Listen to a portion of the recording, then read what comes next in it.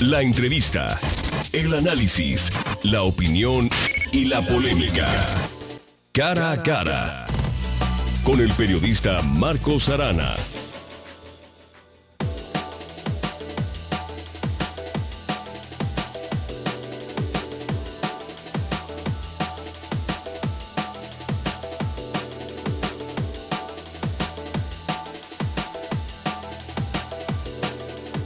Solo quien ha sufrido en carne propia o en la familia las consecuencias de la violencia vial sabe a ciencia cierta lo que es el problema de la inseguridad en las calles de la ciudad. Conductores y peatones en general sufren la irresponsabilidad de los menos que no respetan la vida de los demás y en ocasiones ni la propia.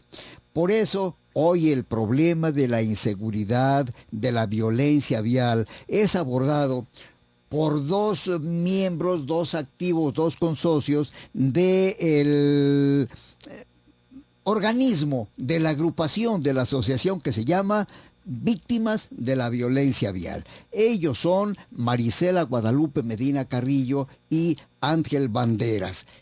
Ángel y Marisela, les digo una cuestión, gracias por venir al programa y vamos compartiendo, creo yo que sería lo más ilustrativo, vamos compartiendo con el auditorio, con la sociedad en general, las experiencias de vida que han tenido ustedes en materia de inseguridad o de víctimas de la inseguridad o de la violencia vial. Por ejemplo, Marisela, ¿cómo estás? Buenos días y te pregunto, en lo personal, en carne propia, en familia cercana, ¿has tenido alguna experiencia en materia de violencia vial? Hola, muy buenos días, muchas gracias por la invitación. Sí, definitivamente, lamentablemente sí he tenido esa experiencia. El 27 de febrero de hace 5 años perdí a mi hijo el mayor, Luis Octavio Herrera Medina, un jovencito de 26 años. Él trabajaba por prolongación López Mateos y ese día en la noche iba a recoger a su hija, a su novia, y se produce un accidente por 2 jóvenes que iban alcoholizados y conduciendo a exceso de velocidad, iban echando carreras. En ese caso, ¿cuál fue tu primera reacción como madre? ¿Creíste, no creíste? ¿Qué esperabas? En fin. Mi primera reacción fue, tal cual fue, pelearme con Dios. Pelearme con Dios. Porque... ¿En qué términos? Muy fuertes. Muy fuertes, muy fuertes. Yo me considero una mujer muy devota, muy creyente, con mucha fe, y en ese momento saqué todo mi coraje con él. Toda mi ira, porque Luis Octavio, el perfil de Luis Octavio era un muchacho muy responsable. Era un muchacho que no conducía un carro si no estaba asegurado. No echaba a andar el carro si no nos traíamos puesto el cinturón de seguridad. Entonces, cuando me dicen que mi hijo tuvo un accidente y me dicen que ya no estaba con nosotros, yo no lo creía. Yo no lo creía por lo responsable de Luis Octavio para hacer uso de un automóvil y que era tan correcto siempre para hacer las cosas. O sea, no entendía. En ese momento mi capacidad no me daba para entender que un tercero le había quitado la vida. Porque en el momento que dan la noticia, pues no te dan los datos de cómo ocurrió únicamente. Tiene que presentarse a Tlajomulco, porque está el cuerpo de su hijo ahí. ¿Cómo has compartido y cómo has digerido esa experiencia de vida? En el momento todo fue muy rápido, muy rápido. En el momento que me dan la noticia, no sé cómo estuvo, como que caigo al suelo, enojadísima, muy enojada, y enojada con Dios, porque mis hijos yo siempre se los encargo a él, y le gritaba yo a él que se había equivocado. Pero eso fue segundos. Me levanto, empiezo a hacer llamadas, empiezo a llamarle a mi hijo al celular, me contesta alguien y me dice que tenía que ir a las oficinas de Tlajomulco para rendir declaración y demás. Yo iba con la idea de ver a mi hijo en ese momento, me explicaron dónde había pasado el accidente. Fue aquí por donde está un restaurante, por el puente peatonal de Flextronic. Y cuando paso únicamente veo una ambulancia, pero ahí ya no había nadie, porque el accidente fue a las 9:31 de la noche y a mí me dieron la noticia hasta las 2 de la mañana. ¿Y por qué esa tardanza? ¿Qué te explicaron?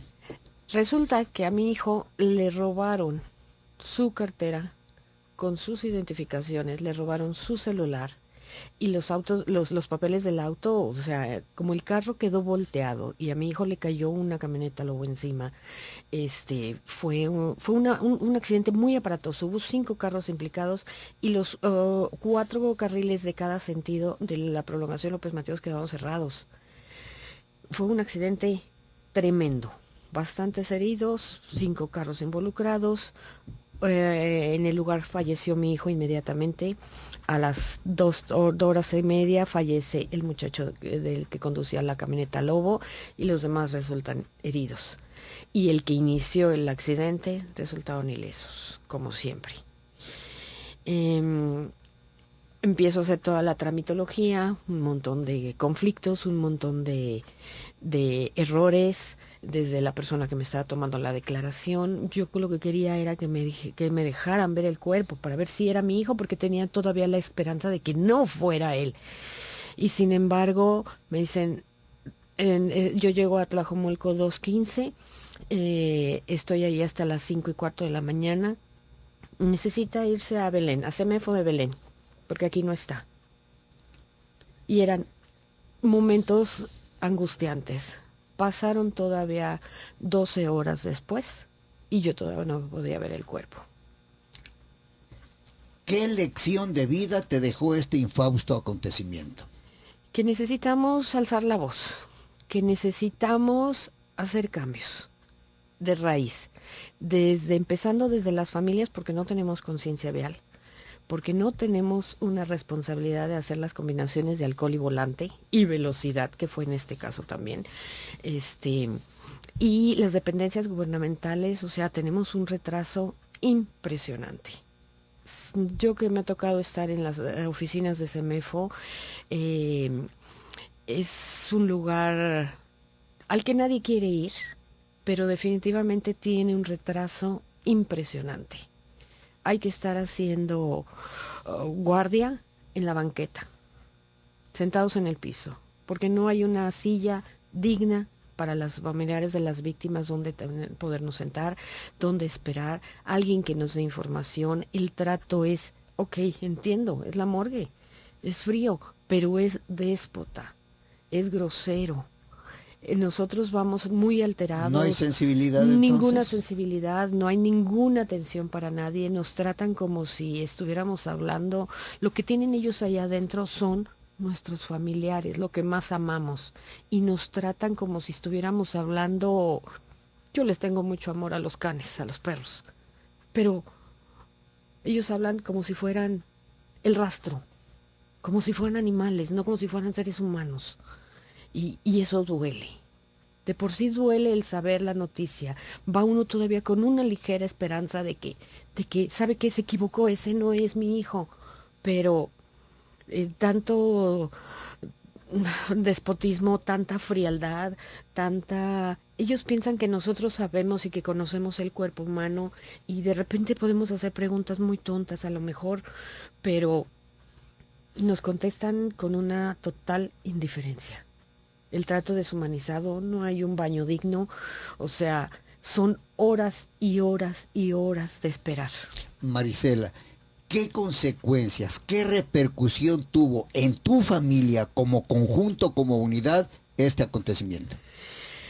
El día que estábamos cuando ya me logran entregar a mi hijo, después de muchísimas horas de estar con la zozobra y la angustia de ver si el cuerpo era o no era de Luis Octavio, me lo llevo a la funeraria y en ese momento nace en mí una necesidad imperante de alzar la voz.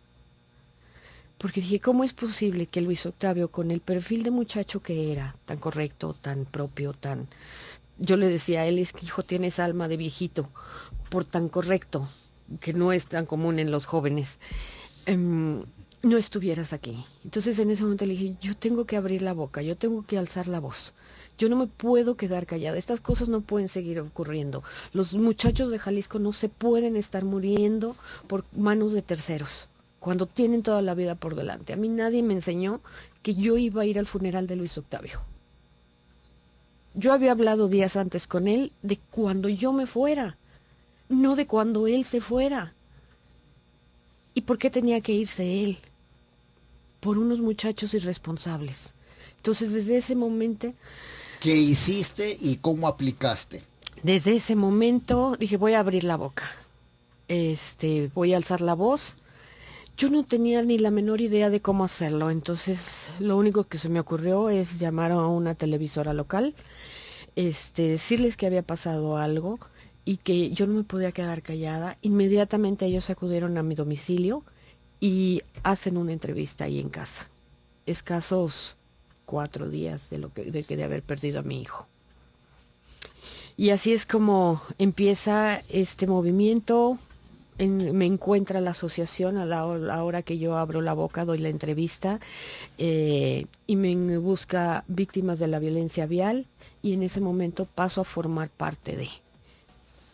Importante, está usted escuchando la experiencia de vida, la comparte, ¿verdad? Te hace sentir de otra manera. Marisela Guadalupe Medina Carrillo es consocia, es militante, es activista, es participante de la Asociación Víctimas de la Violencia Vial. Vamos escuchando luego otros testimonios y luego cómo podemos aplicar comunitariamente experiencias como esta. Pausa. Estamos en Twitter, @Zona 3 Noticias. Contenidos que generan confianza. Zona 3, 91.5 FM.